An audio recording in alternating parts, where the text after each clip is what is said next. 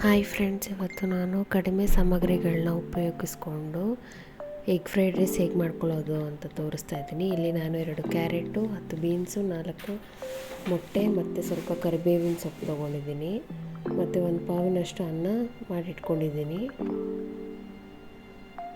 ನೋಡಿ, ಸ್ವಲ್ಪ ಉದುರುದ್ರಾಗಿ ಹೀಗೆ ಇರಬೇಕು ಆಗುತ್ತೆ ಅನ್ನ.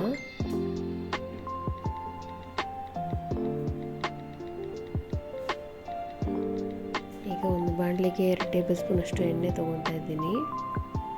ಎಣ್ಣೆ ಹಾಕ್ಕೊಂಡು ನಂತರ ತರಕಾರಿಗಳನ್ನ ಹಾಕ್ಕೊಳ್ಳೋಣ.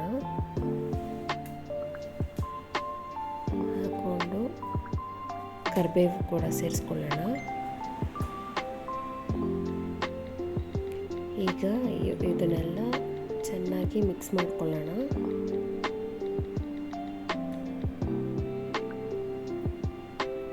ಸ್ವಲ್ಪ ಹೊತ್ತು ಸುರಿಸ್ಕೋಬೇಕಾಗತ್ತೆ ಹೀಗೆ. ನಂತರ 1 ಟೇಬಲ್ ಸ್ಪೂನ್ ಅಷ್ಟು ಉಪ್ಪು ತಗೊಂಡು ಹಾಕ್ಕೊತಾ ಇದ್ದೀನಿ. 1 ಟೀ ಸ್ಪೂನ್ ಅಷ್ಟು ಅರಿಶಿನ ಹಾಕ್ಕೊಂಡಿದ್ದೀನಿ.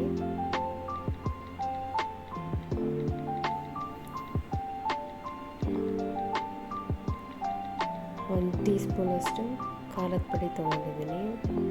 2 ಟೀ ಸ್ಪೂನು ಧನಿಯಾ ಪುಡಿ ಹಾಕ್ಕೋಬೇಕು.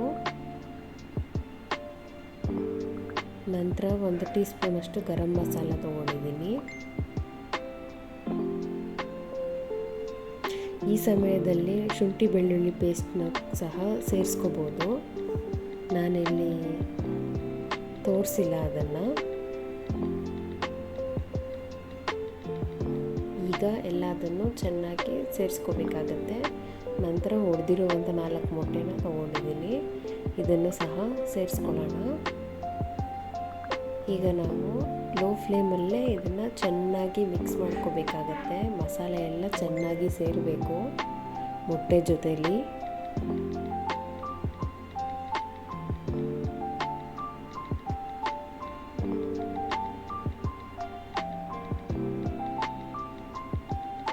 ಹೀಗೆ ಚೆನ್ನಾಗಿ ಮಿಕ್ಸ್ ಮಾಡ್ಕೋಬೇಕಾಗತ್ತೆ.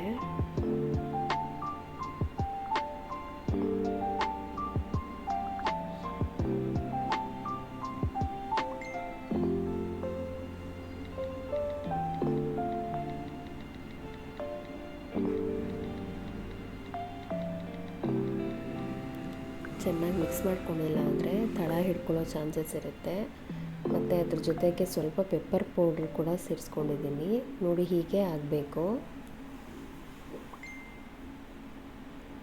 ಒಂದು ಚೂರು ನೀರಿನ ಅಂಶ ಇರಬಾರ್ದು. ಆ ರೀತಿ ನಾವು ಮಾಡ್ಕೋಬೇಕಾಗತ್ತೆ.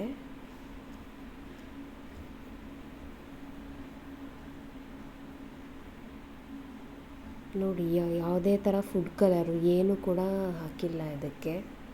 ಫುಲ್ಲು ನ್ಯಾಚುರಲಾಗಿ ಮಾಡ್ಕೊಂಡಿದ್ದೀವಿ. ನೋಡಿ, ಈಗ ಅನ್ನ ಸೇರಿಸ್ಕೊತಾ ಇದ್ದೀನಿ.